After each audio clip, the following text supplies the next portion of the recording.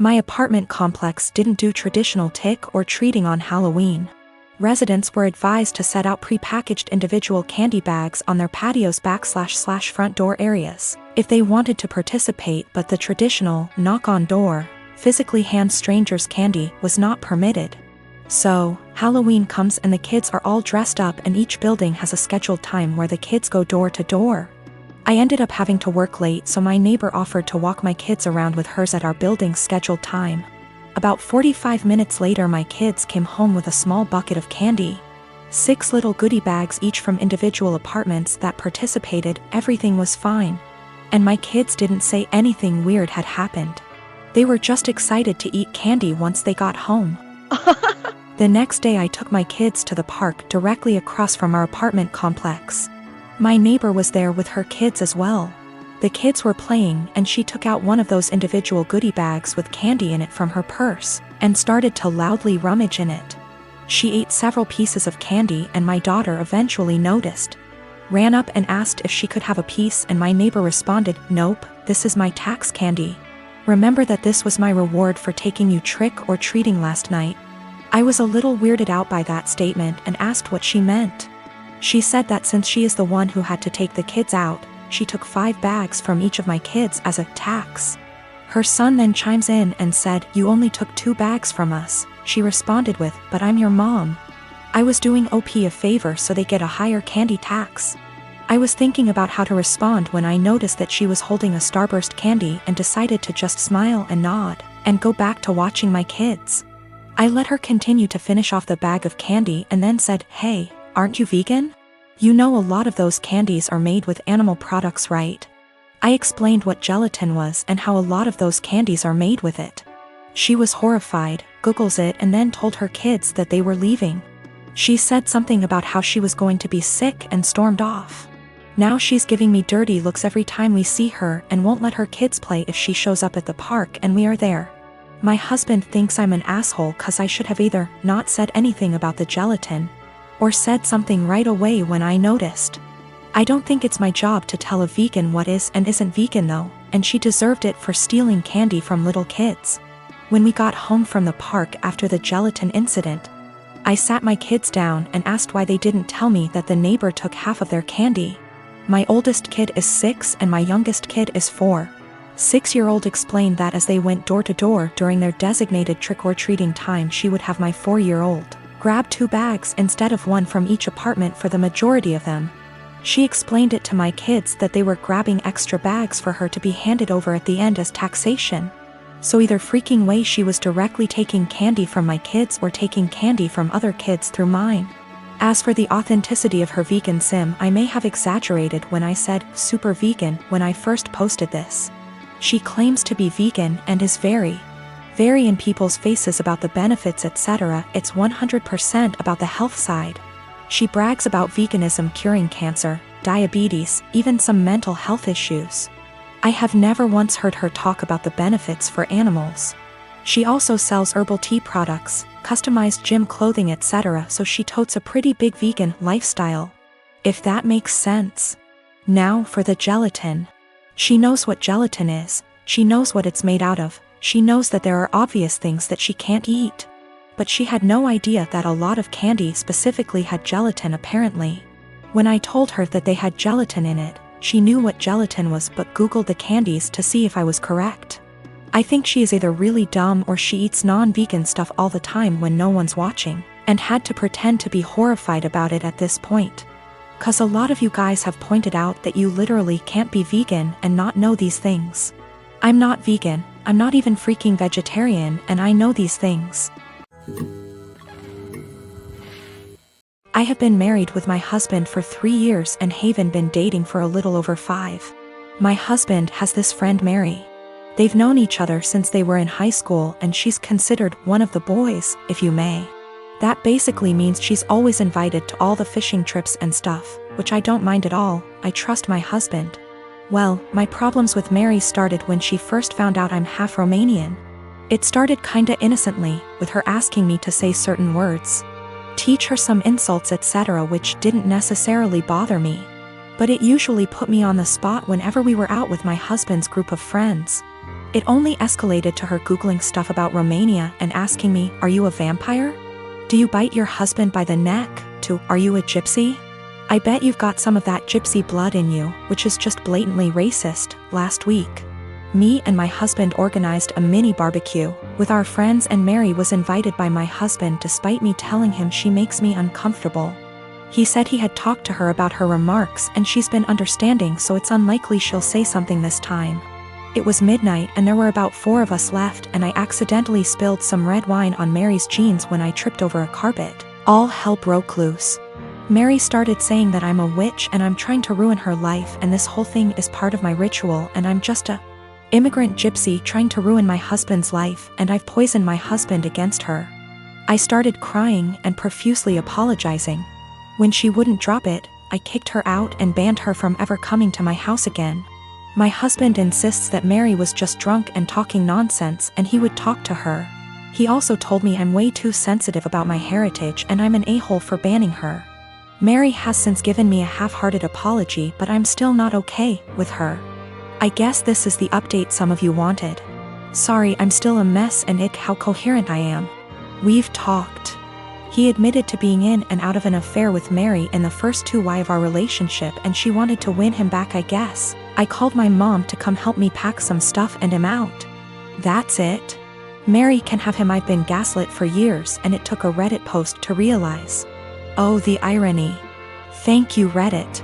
A lot of people seemed suspicious of Mary and my husband's friendship / relationship, etc., and have asked if I ever suspected anything. No, I didn't. Me and my husband had, or I thought we had, a very strong relationship, based on communication and honesty. Guess it only applied to me. Also, Mary is very close with all the boys in the said friendship group. The other wives raised concerns in the past, but they've all been shut down by the boys in the group or by Mary herself.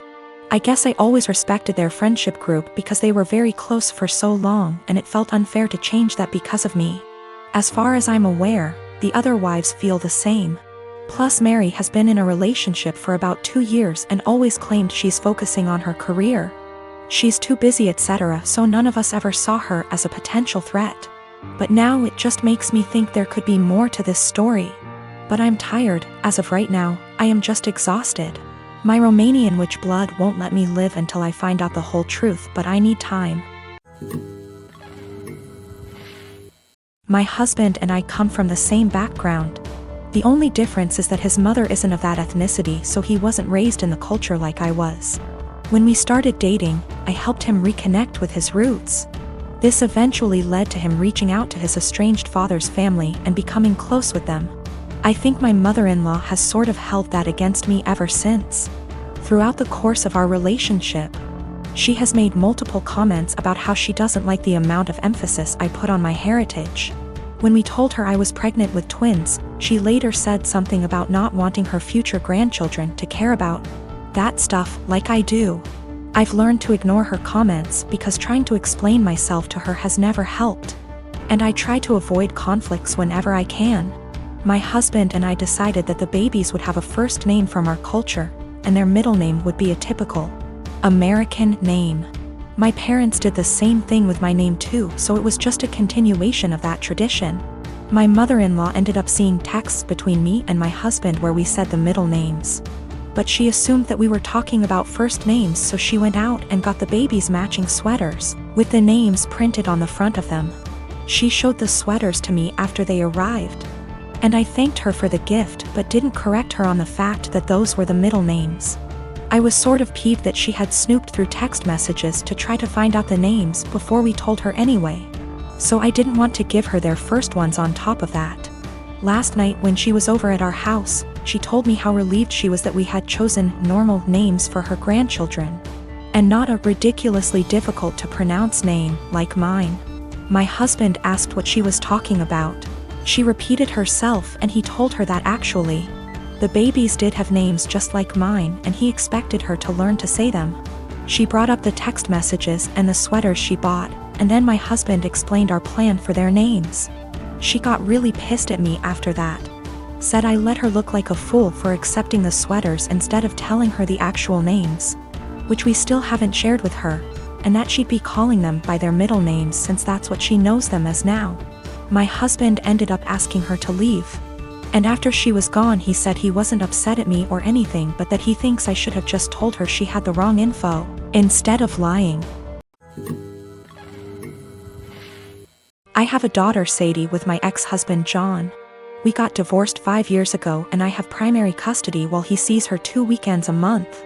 Last year, he got married to Amanda, who has sole custody of her kids from a previous marriage.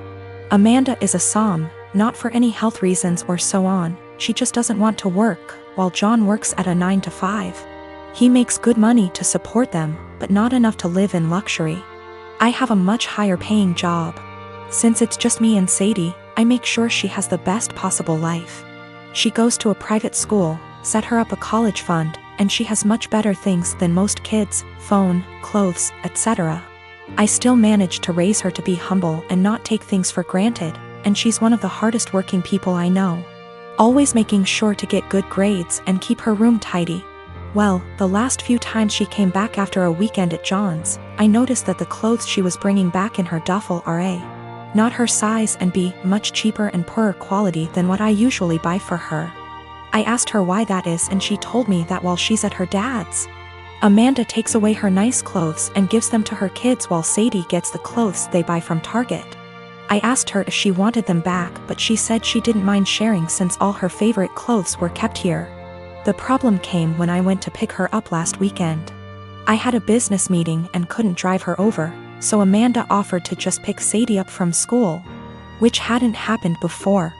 When I got there on Sunday, John and Amanda asked me to sit down with them, and when Sadie came to hug me, Amanda sent her to her room quite harshly, saying her punishment wasn't over yet.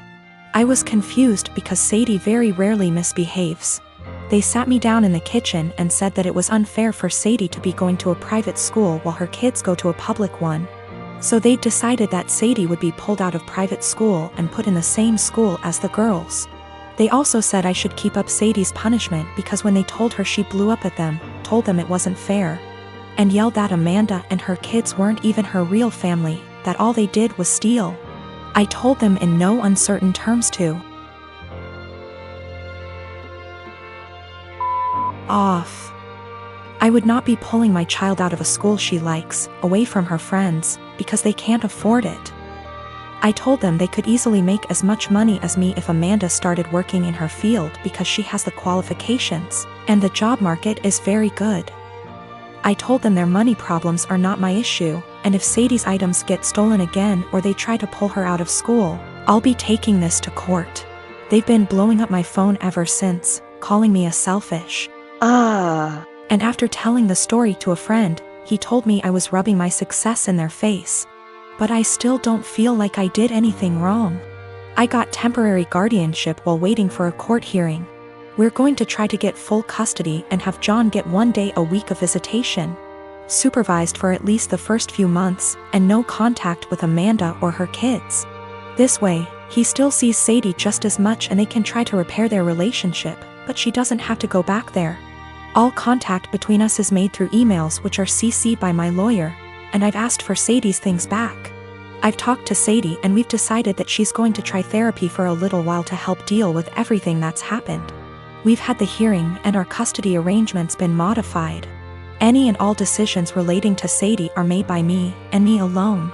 John has supervised visitation once a week, and Sadie will continue in therapy to deal with all the issues Amanda and company have caused her. They tried to push for 50/50 custody split on grounds of alienation. So me trying to put Sadie against her father. But we made it clear from the start that we wanted to keep Amanda and her children away, and wanted supervision only because we don't feel safe leaving him alone as of yet, but that we were open to modifications. Thanks to that, the proof of stealing, and Sadie's therapist's testimony, their claim was thrown out pretty quickly. Amanda's pissed, and has tried to contact me and Sadie, but I made it clear to her that if she keeps harassing me or my daughter, I'll have to make this known to the authorities. Sadie and I have blocked her everywhere, and any communication between John and us is made through text messages or emails only.